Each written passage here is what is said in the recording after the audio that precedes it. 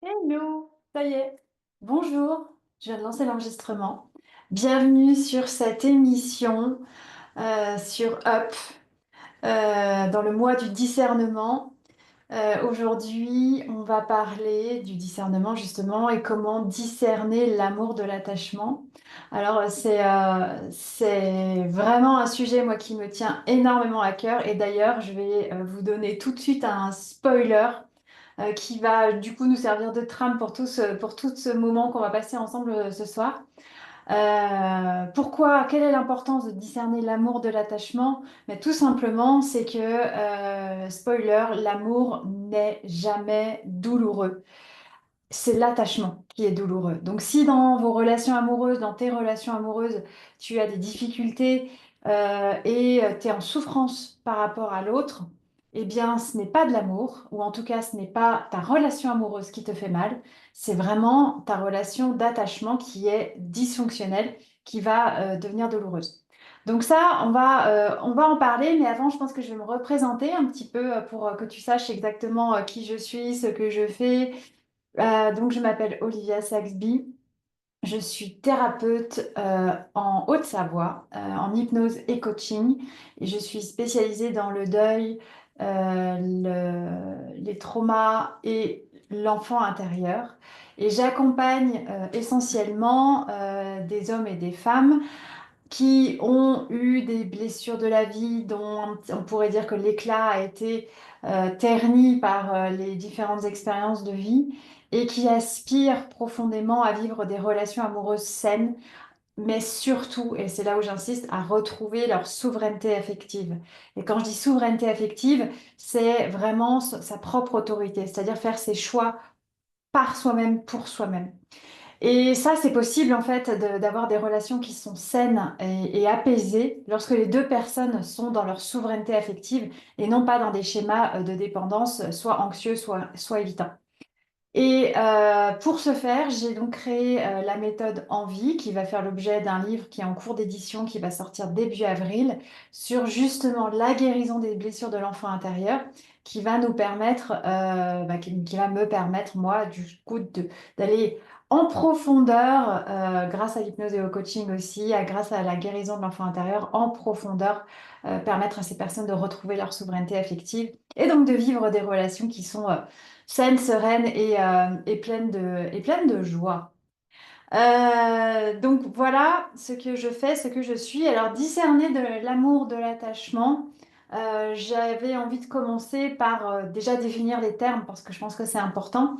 Et quand on regarde tout simplement sur Internet dans les définitions du discernement, déjà commençons par définir le discernement. Le discernement, c'est la capacité de l'esprit à juger clairement et sainement quelque chose. Donc déjà, alors ce qui est assez, ce qui est important de remarquer, c'est qu'évidemment c'est subjectif parce que le jugement en tant que tel, il est nécessairement subjectif et donc il va dépendre finalement de ce qui est important pour nous. Donc, mais quand même, c'est très important parce que pour soi-même, l'idée, ça va être de discerner pour soi-même ce qui est important pour nous et donc de juger clairement quelque chose ou entre deux choses, de jauger, juger. Donc ça, c'est la première chose. Et finalement, effectivement, quand on veut discerner, ça demande une réflexion, ça demande un temps d'arrêt, ça demande effectivement, si vous voulez, le discernement, moi, je l'entends comme étant un petit peu l'opposé de la réaction, d'une décision qui va être en réaction à quelque chose. Le discernement, ça va être quelque chose de plus réfléchi, de plus posé et qui va demander un temps d'arrêt et un temps de jauge entre ce qui est important pour moi et ce que je ressens en fait en termes d'émotion par rapport à la situation. Et ça va me permettre de discerner. Et du coup, maintenant, si on définit l'amour, qu'est-ce que c'est l'amour? Alors, il y a mille façons de définir l'amour. Il y a mille façons de définir l'amour, mais surtout, moi, je vois l'amour comme quelque chose, déjà, c'est une énergie, l'amour. Donc, c'est quelque chose qui est fluide, c'est quelque chose qui est en mouvement, c'est quelque chose qui danse quelque part, c'est quelque chose qui n'est pas figé, c'est quelque chose qui est en évolution permanente, l'amour. Donc, c'est quelque chose que l'on nourrit, c'est quelque chose que l'on entretient aussi. C'est vraiment une énergie, c'est extrêmement puissant et en même temps, l'amour, c'est quelque chose qui ne se qui est intangible, qui est inné, qui est inaltérable, qui est partout, qui est quelque part, qui est constant, qui vient du cœur, qui va être comme un élan du cœur qui est dirigé vers quelque chose ou quelqu'un. L'amour est non exclusif parce qu'on peut aimer à la fois ses amis, à la fois ses enfants, à la fois son mari, à la fois ses frères et sœurs, à la fois ses parents. Bref, vous avez compris. Donc c'est non exclusif. Euh, Ensuite, c'est inconditionnel dans l'absolu. L'amour, théoriquement, il est inconditionnel, c'est-à-dire que toi, mon ami, ou toi, mon fils, ou toi, ma fille, je vais t'aimer absolument, même si tu ne corresponds pas à ce que j'aurais voulu que tu fasses. Je t'aime inconditionnellement, quelles que soient tes actions, je t'aime inconditionnellement, quel que soit ton âge, quel que soit le fait que tu sois présent ou absent. Quelqu'un qui est décédé, par exemple, ça ne veut pas dire qu'on ne l'aime plus. Au contraire, en fait, on l'aime toujours. Et c'est d'ailleurs, du coup, l'attachement. Donc, j'y reviendrai là, c'est une première petite. C'est l'attachement à ce que cette personne représentait pour moi qui va me manquer. Mais dans l'absolu, une fois que j'ai accepté sa disparition, c'est pas pour ça que je ne l'aime plus. Donc, l'amour est inconditionnel aussi dans le fait d'être présent ou absent. Évidemment, il est inconditionnel par rapport aux actes, aux caractéristiques physiques, etc., etc. Et il est censé être aussi inconditionnel par rapport à ce que l'on fait, en fait. Et ça, c'est un gros, gros, gros, gros point dans les blessures de chacun parce que il y a beaucoup de choses que l'on fait pour être aimé et il y a beaucoup de choses que l'on fait par amour, mais fondamentalement, c'est pas parce que je fais quelque chose pour toi que tu dois m'aimer plus, ou c'est pas parce que je ne fais pas quelque chose pour toi que tu dois m'aimer moins. Et là-dessus, il y a un vrai biais, et je pense que vous en conviendrez. Euh, Cet amour, l'amour, il est non aliénant, donc je ne suis pas censée te faire culpabiliser si tu ne m'aimes plus. Je ne suis pas censée te faire culpabiliser si tu ne fais pas, ou si tu ne dis pas, ou si tu ne corresponds pas au comportement que j'attends de toi. Et en fait, je ne suis pas censée moins t'aimer si tu ne m'aimes pas, théoriquement, hein, dans la version, je dirais presque non, dans la version inconditionnelle des choses, dans la version absolue de l'amour. Mais voilà. Euh, L'amour, c'est quelque chose qui est, c'est pas quelque chose qui se discute. C'est quelque chose qui est et c'est quelque chose qui est fondamental et qui n'a pas besoin de générer une action, soit pour être aimé, soit après être aimé. Il y a juste besoin d'être, en fait. Donc, il y a une notion de passivité, en fait. Il suffit d'être. De la même façon, par exemple, que tu vois qu'un bébé, un bébé qui naît, il est tout nu, le pauvre, il n'a jamais rien fait, il n'a jamais rien dit qui prouve qu'on l'aime ou qu'on a envie de l'aimer. Et c'est juste parce qu'il l'est, et parce qu'il existe et parce qu'il respire que on va avoir envie de l'aimer.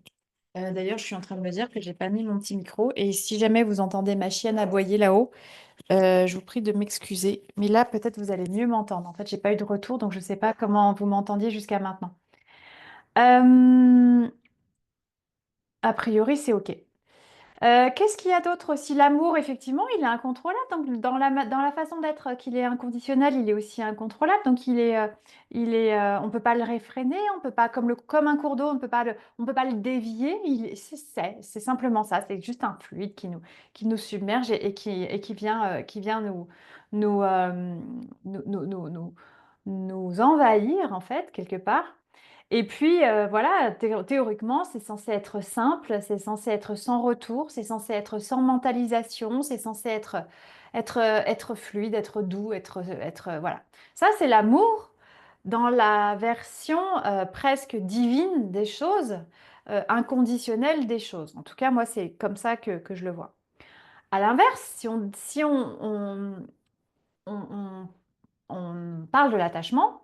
À l'inverse, l'attachement, bah, comme son nom l'indique, c'est quelque chose qui est attaché.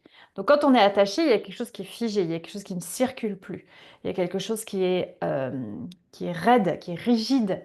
Il y a quelque chose en fait, l'attachement, bon, je vais le détailler un petit peu aussi, mais c'est davantage une projection de quelque chose que l'on veut.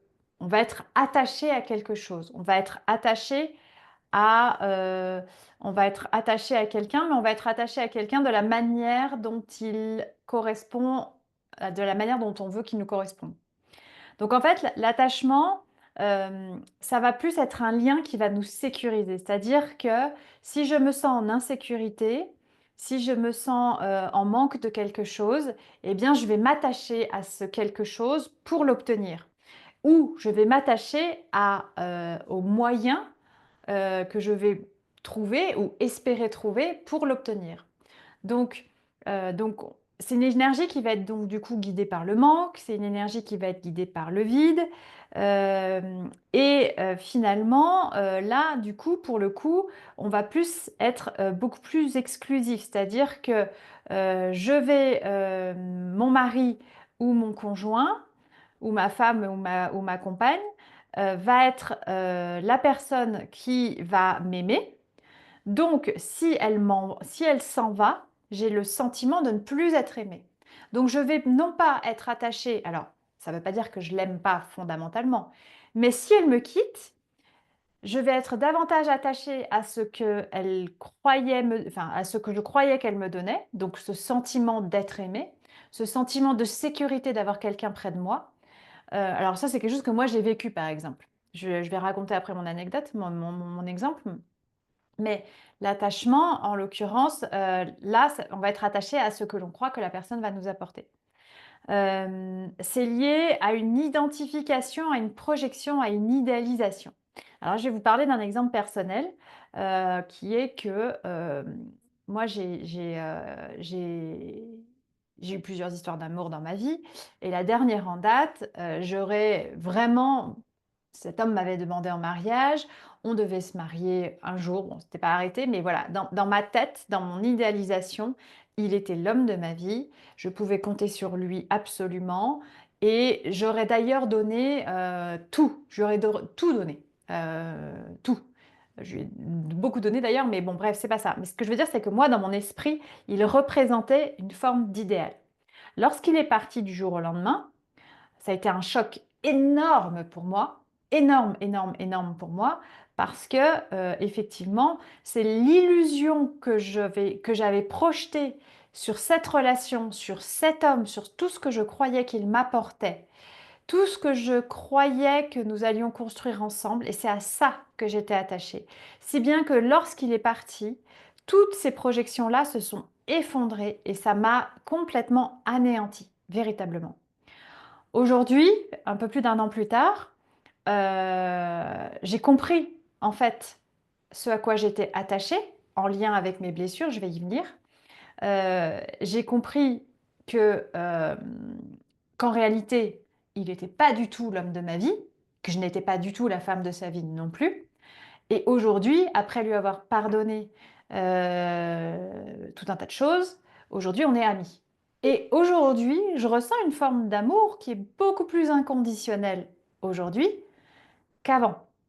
Avant, c'était conditionné par le fait d'habiter avec moi, d'avoir une vie intime, de venir avec moi dans ma famille, de faire des activités ensemble, partir en vacances ensemble, qu'on s'occupe de mes enfants ensemble, etc., etc., etc.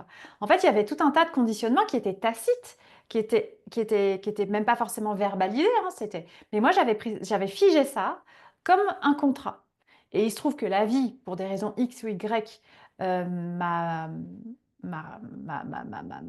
j'ai envie de dire m'a privée de ça, mais en fait c'était nécessaire, hein. En tout cas, la vie en a décidé autrement.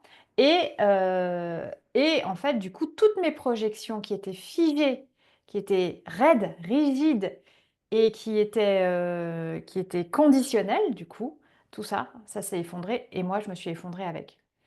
Donc, finalement, sa présence me sécurisait. Moi, toute seule, je ne me sentais pas en sécurité. D'ailleurs, ça a été un des grands, grands travaux que j'ai fait aussi. Et puis, le fait qu'il soit avec moi, j'avais l'impression d'être aimée. Et donc, je vivais dans l'illusion d'être avec quelqu'un qui m'aimait. Alors, ça ne veut pas dire qu'il ne m'aimait pas, mais en tout cas, il ne m'aimait assurément pas comme je croyais que c'était le cas, puisqu'il m'a quittée. Donc, voilà, aujourd'hui, la relation est beaucoup plus saine. euh, et voilà. Donc, Mais ça, les formes d'attachement, moi, là, je vous parle de mon exemple précis, mais en fait, ce modèle d'attachement et cette notion, cette, comment dire, cette confusion qu'on fait entre une relation d'amour et une relation d'attachement, je la vois tous les jours dans mon cabinet, tous les jours, tous les jours. Il n'y a pas que moi qui ai vécu ça. Simplement, c'est plus facile pour moi de vous partager mon histoire personnelle plutôt que celle de mes clients. Mais en même temps, c'est quelque chose que je vois tous les jours. Heu, En fait, on est attaché à c'est comme une personne qui va rester longtemps avec quelqu'un et qui n'arrive pas à le quitter. C'est douloureux, la personne, elle sait que c'est douloureux, la personne peut-être que son conjoint, sa compagne lui fait du mal, peut-être l'a trompé, peut-être et cetera. Alors pourquoi est-ce qu'on ne reste pas avec cette personne? Parce qu'en fait, on veut il y a plusieurs raisons, ça peut être des multiples raisons, mais on voudrait que cette personne nous aime, on s'attache à, l'idéal de relation qu'on a vécu il y a peut-être 25 ans en arrière avec cette personne. On est attaché à, finalement, à l'idée que cette personne nous sécurise, et cetera et cetera. Et en fait, on réalise à quel point, si on quittait véritablement cette personne, à quel point finalement, il y aurait un vide dans notre vie. Donc en fait, l'attachement, en fait, on vient placer dans notre vie quelque chose ou quelqu'un qui va faire l'objet de notre attachement et qui va, si on nous l'enlève, représenter l'illusion d'un vide dans notre vie. Et donc, ce vide, il est généré par les différentes blessures liées à les différentes blessures de l'âme dont vous avez déjà probablement entendu parler. La blessure de rejet, qui là provoque un attachement évitant. La blessure d'abandon ou la blessure de trahison, qui là provoque un attachement anxieux. La blessure d'injustice, qui est en lien aussi avec l'évitement. Et enfin, la blessure d'humiliation.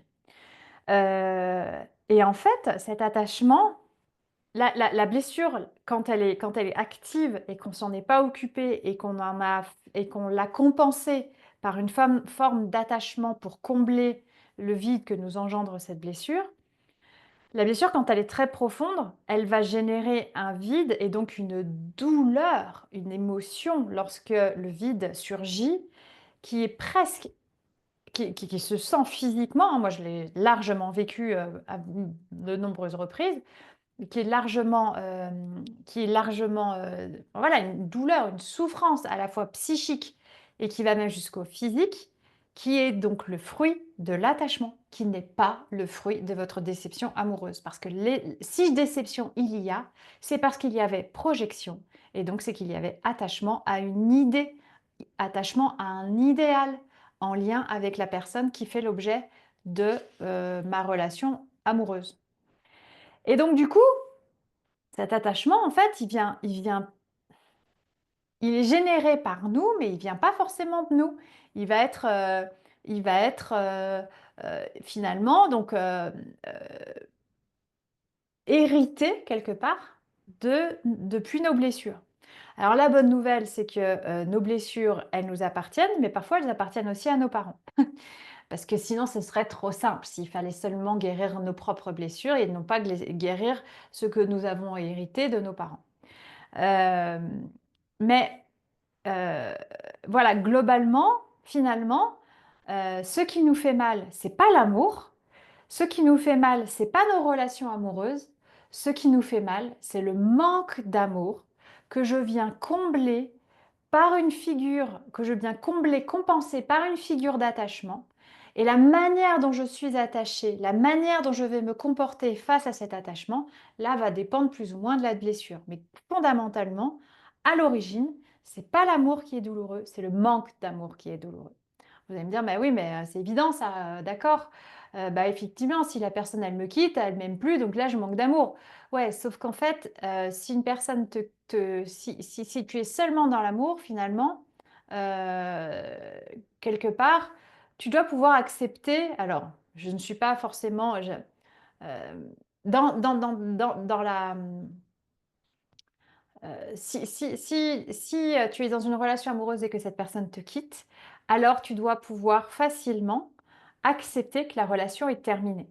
Si ça te fait mal au point si ça te fait mal, si ça te fait souffrir au point de ne plus être dans l'équilibre, en tout cas pendant plus de plusieurs mois, eh bien à ce moment-là, c'est qu'il faut que tu ailles vérifier, tu ailles travailler, que tu ailles nourrir ou compenser ou libérer simplement la blessure en lien avec ce manque d'amour que provoque le départ de cette personne. Je ne sais pas si ça va être clair pour vous. Puis là, je fais vraiment ce live en solo, mais je serais curieuse d'avoir vos commentaires, je serais curieuse d'avoir vos remarques et vos observations sur cet état de fait qui est véritablement un état de fait. Alors c'est vrai que c'est ma vérité, hein, on est d'accord. C'est ce en quoi moi je crois. Mais ce que je vérifie finalement systématiquement aussi dans mes accompagnements, c'est que lorsque l'on vient guérir la blessure de l'enfant intérieur, eh bien automatiquement, ça vient guérir la blessure de l'adulte.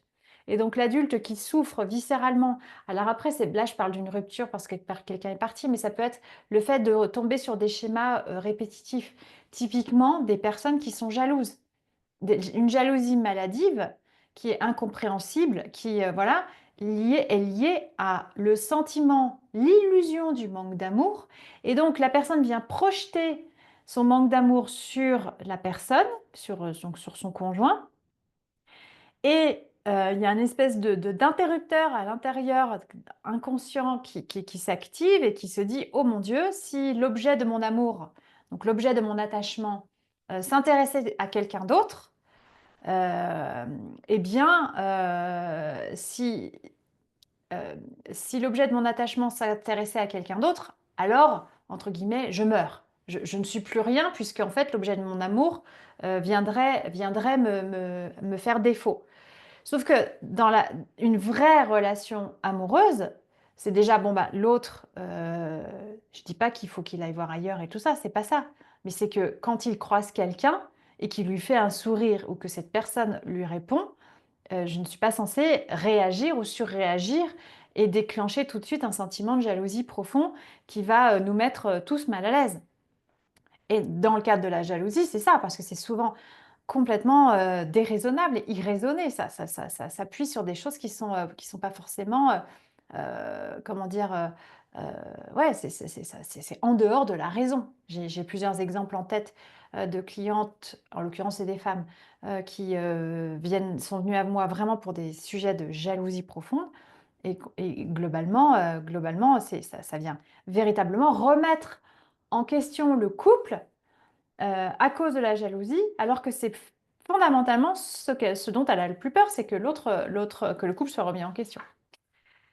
Donc, l'attachement, en fait, tout ça pour dire que il correspond, en fait, c'est ça qu'il faut retenir, c'est que je m'attache à un idéal subjectif qui va répondre au fait de combler un manque d'amour qui vient de mes blessures originelles de mon enfance ou des blessures, les blessures originelles de mon enfance ou des blessures originelles que j'ai pu hériter dans mon enfance de mes parents. Donc là, il y a un travail aussi énergétique à faire avec le fait de couper des héritages familiaux de mes parents. À un moment donné, faut couper. Et donc là, il y a plusieurs techniques. Si vous voulez en savoir plus, avec joie que je pourrais vous en parler. Effectivement, n'hésitez pas à prendre contact avec moi pour qu'on puisse en discuter. Et tout ça, ça va être dans la méthode en vie, dans mon livre que je vais sortir début avril.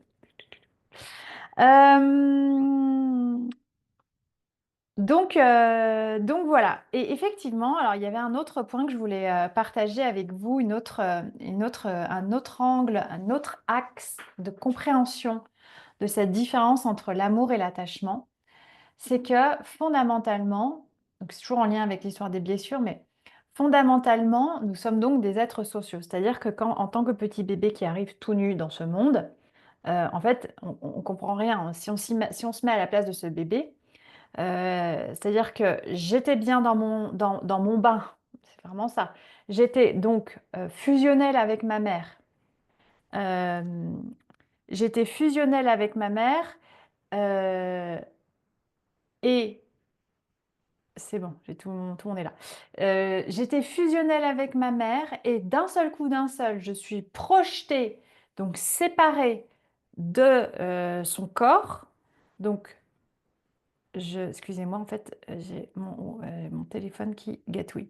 Donc, je suis séparée d'elle, propulsée à l'extérieur dans un espace froid, potentiellement dangereux, où je me sens considérablement dépendant et vulnérable. Donc forcément, je vais m'attacher alors déjà, avant de commencer à m'attacher, il y a déjà donc cette première cette nécessité d'identification. C'est-à-dire que de l'état fœtal dans le ventre de ma mère, je vais devenir Olivia. Donc je vais devenir moi. Et dans le fait de devenir moi, ça veut dire que je vais devenir autonome, enfin je vais devoir apprendre à devenir autonome dans ma propre gestion de moi-même. Et donc je vais devenir Olivia qui va être différente de ma maman, forcément. Et sauf que jusqu'à maintenant, je croyais que j'étais elle. D'accord? Donc il y a quelque chose un peu, il y a une analogie avec la divinité aussi, parce que fondamentalement, lorsque je deviens Olivia, lorsque je suis séparée du ventre de ma mère, eh bien, je dois me créer un ego, je dois me créer une personnalité, je dois me créer pour m'identifier, en fait. Et à partir de là, je commence tout doucement à me construire ma personnalité. Et je me construis ma personnalité à travers la représentation idéale ou idéalisée que j'ai de mes parents, puisque techniquement, ils doivent m'apporter la sécurité, l'amour, la reconnaissance, sécurité physique et affective, la reconnaissance, et puis voilà, l'amour et la sécurité. Et donc, fondamentalement, je suis livrée à moi-même, donc j'apprends tout doucement au fur et à mesure de mes apprentissages et comme je grandis. Mais voilà, j'apprends tout doucement que je suis séparée de ma mère. Et j'apprends tout doucement, donc, du coup, que je suis séparée du divin. Et donc, séparée de l'amour inconditionnel. Et donc, je vais m'attacher à mon ego et je vais m'attacher à mes parents pour pouvoir me créer ma personnalité. Et ça, c'est ce qu'on va faire pendant l'état enfant. Et finalement, notre travail en tant qu'adulte, en tant qu'être humain adulte, va être un petit peu de déconstruire ça pour revenir au sentiment finalement d'appartenance, non pas au sentiment d'appartenance au groupe de mammifères qui m'ont donné la vie, qui sont mes parents, mais au sentiment d'appartenance au divin, au grand tout, à l'amour inconditionnel, pour de nouveau me connecter au fait que je suis un être d'amour, que de l'amour, il y en a partout autour de moi, et que finalement, l'amour n'est pas conditionné, et que c'est pas parce que je manque d'amour que je vais mourir. Bien au contraire, puisque même si je suis morte, j'ai de l'amour partout. Puisque comme on l'a vu en début de live, même les personnes qui sont disparues, même les personnes qui sont décédées, on les aime toujours. Donc c'est la même chose en fait. Et en fait, il y a ce côté un peu, voilà, construction de l'ego à travers, l'ego, c'est l'attachement, c'est le mental, c'est vraiment, c'est je m'attache, etc. Donc, et je me construis à travers certaines blessures, et les miennes et celles de mes parents, pour après déconstruire, entre guillemets, une partie de cet ego, en tout cas celui qui est blessé, pour pouvoir se reconnecter au sentiment divin absolu et se délester de l'illusion de la séparation avec l'univers, quelque part.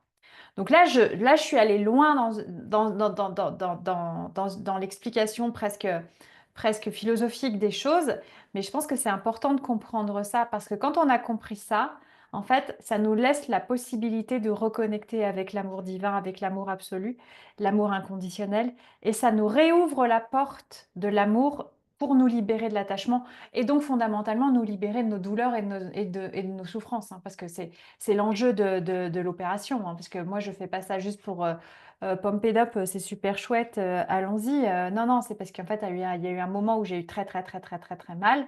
Il y a un moment où je constate tous les jours de ma vie qu'il y a des gens qui ont très, très, très, très, très, très mal à travers leurs relations interpersonnelles, leurs relations amoureuses, leurs relations avec les gens qui sont autour d'elles. Euh, et tout ça à cause de leur perception d'elles-mêmes qui sont déconnectées finalement de leur puissance personnelle parce qu'elles sont déconnectées de leur inspiration divine, quelque part, si on dit les choses telles qu'elles sont. Et tout ça, c'est illusoire en fait. Et quand on commence à comprendre ça, ce côté de reconnecter à la partie divine que nous sommes fondamentalement, eh bien, en fait, la possibilité de soigner, de guérir et de retrouver l'amour inconditionnel, elle réapparaît. Et bizarrement, nos relations amoureuses ne sont plus douloureuses. Et ça, franchement, c'est super. Euh, Qu'est-ce que je voulais vous expliquer d'autre? Ouais, en fait, après, c'est intéressant aussi dans les manières, dans les manifestations des formes d'attachement. On parle aussi, donc il y a ce qu'on appelle la théorie de l'attachement qui va parler des formes d'attachement sécures ou des formes d'attachement qui sont plutôt dysfonctionnelles. Et effectivement, quand on est dans une forme d'attachement sécure, on va être dans une forme d'attachement où finalement le lien est sain, on peut se dire les choses tranquillement, on a une communication qui est fluide, l'absence de l'autre n'est pas douloureuse, on supporte les relations de l'autre, les relations amicales, hein, je ne suis pas pour la polygamie ou des choses comme ça. Moi, c'est pas ce que je pratique. Après, il y en a qui sont adeptes et ça, et respect, il n'y a pas de problème là-dessus, j'ai pas de jugement. Simplement, moi, mon idéal, c'est un homme et une femme. Mais c'est pas l'idéal de tout le monde et là-dessus, là encore, je respecte. Mais ce que je veux dire par là, c'est que même si mon idéal, c'était soit une autre femme, soit la polygamie, soit je ne sais quoi, dans l'absolu, l'absence de l'autre ne doit pas être douloureux. Et en tout cas, ça doit pas être si c'est ce mode de fonctionnement que je choisis, je ne le fais pas pour plaire à l'autre, je ne le fais pas pour compenser quelque chose qui lui fait défaut. Parce qu'à ce moment-là, ce n'est plus me respecter, je ne suis plus dans l'amour de moi-même. Puisque je vais préférer nourrir le lien d'attachement plutôt que nourrir mon amour pour moi-même. Et là, c'est plus OK. Et c'est là où l'amour, le vrai, c'est là-dedans qu'en fait que l'amour, le vrai, il, il émerge. C'est lorsque je suis capable de me nourrir moi d'amour, autant que je suis capable de nourrir l'autre de l'amour. Et vice-versa, en fait. Lui ou elle est capable de me nourrir d'un amour inconditionnel, tout comme il est capable de se nourrir d'un amour inconditionnel. C'est-à-dire qu'il ne va pas attendre de moi que je le nourrisse, que je le rassure ou quoi.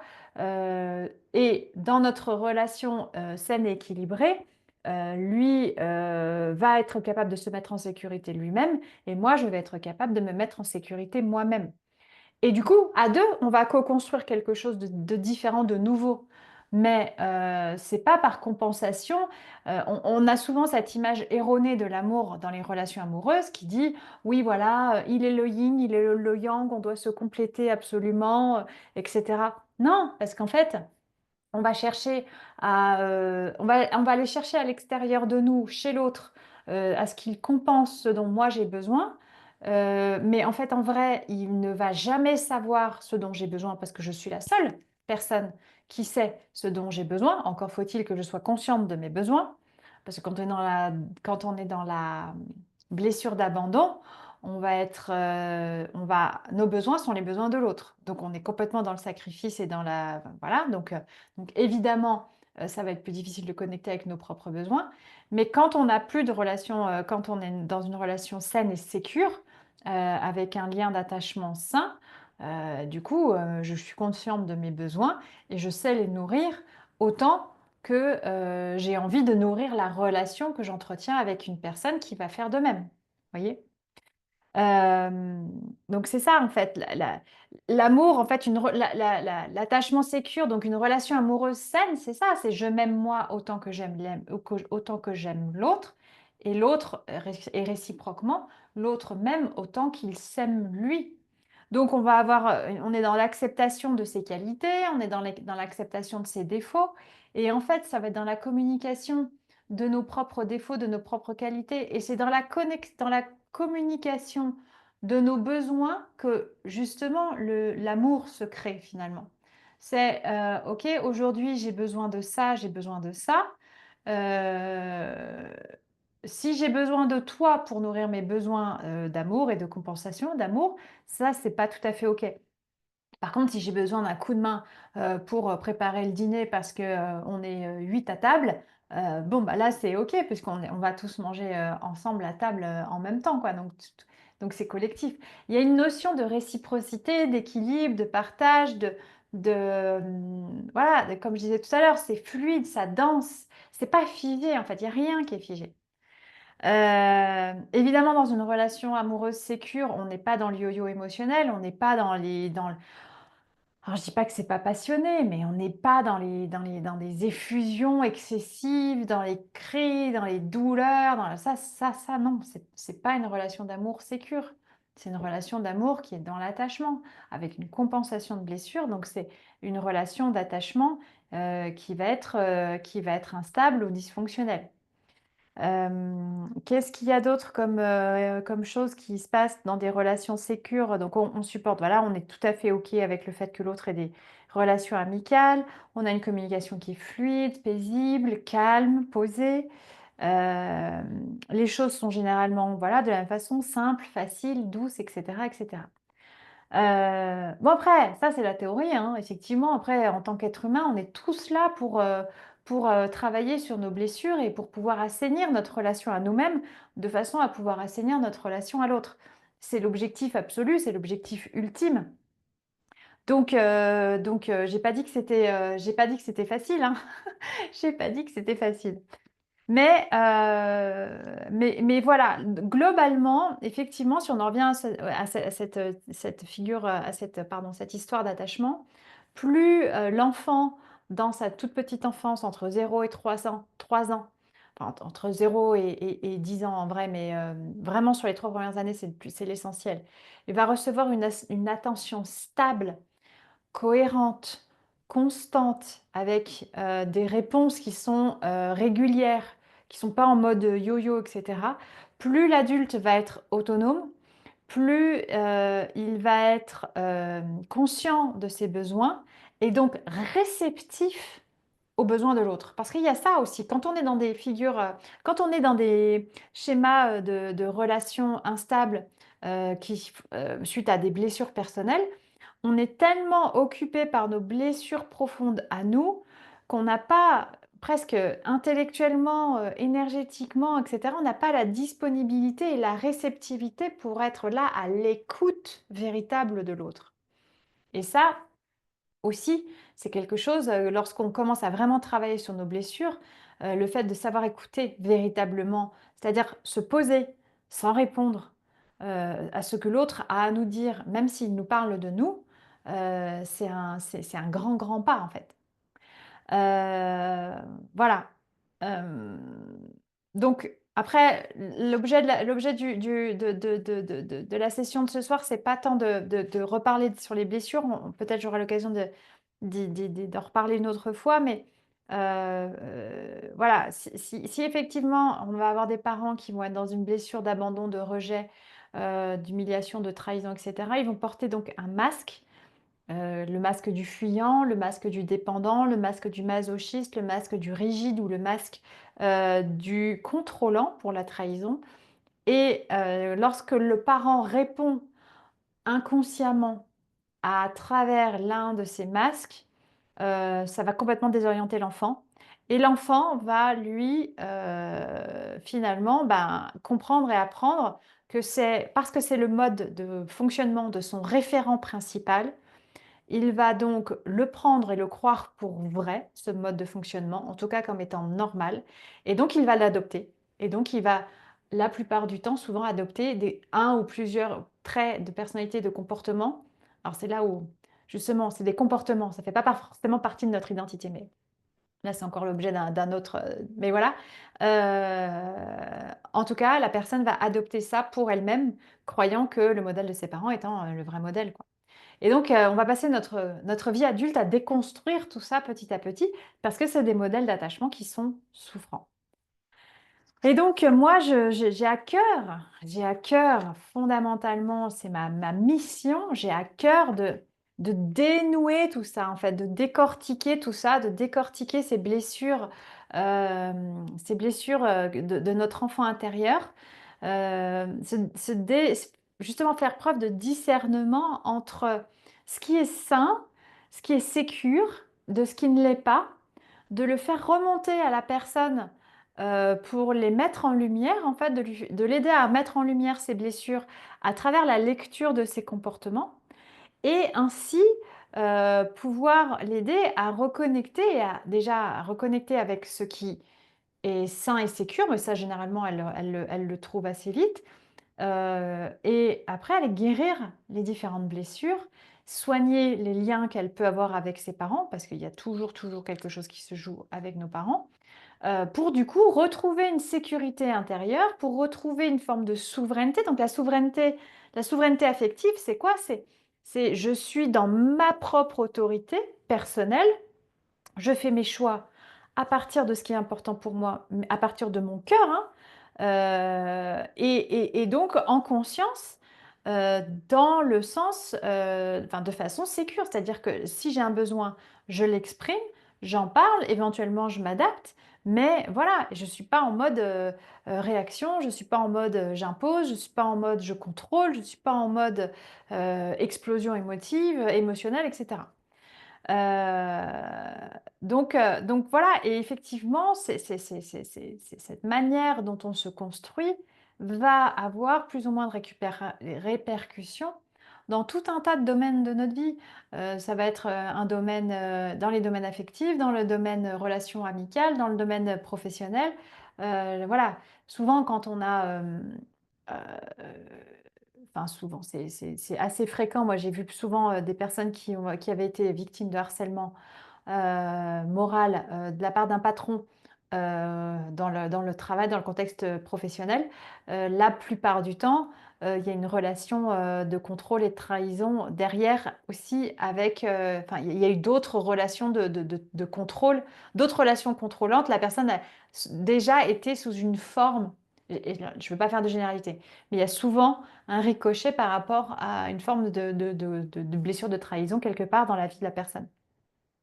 Donc voilà, après, voilà, je vais pas aller plus loin dans l'énumération et la description des différentes blessures, euh, mais fondamentalement, c'est ça, c'est-à-dire que le manque d'amour que je ressens à l'intérieur de moi, je vais aller le chercher à l'extérieur, ne sachant pas comment me nourrir moi dans ma relation d'amour personnel, puisque comme mes parents ne savaient pas se nourrir eux-mêmes dans leur relation d'amour personnel, ils ne m'ont pas enseigné, inculqué, entre guillemets, puisqu'ils ne savaient juste pas faire finalement non plus, hein, et là-dessus, on leur en veut pas, les pauvres, hein, ils font comme ils peuvent, comme moi, je suis maman, je fais comme je peux avec mes enfants. Mais donc du coup, ils n'ont pas su transmettre la faculté, la capacité, la compétence presque de s'aimer soi-même.